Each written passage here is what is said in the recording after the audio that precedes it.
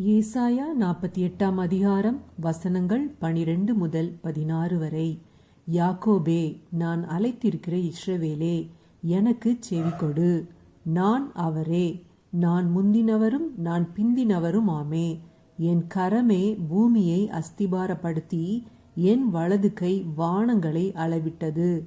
நான் அவைகளுக்கு கட்டளையிட அவைகள் அனைத்தும் நிற்கும்.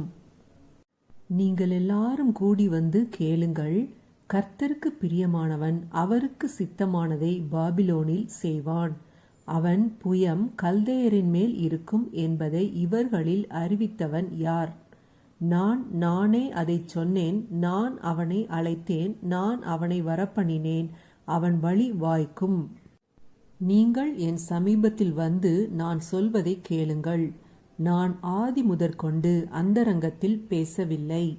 அது உண்டான காலம் துவக்கி அங்கே நான் இருந்தேன். இப்பொழுதோ கர்த்தராகிய ஆண்டவரும் அவருடைய ஆவியும் என்னை அனுப்புகிறார். ஆமேன்.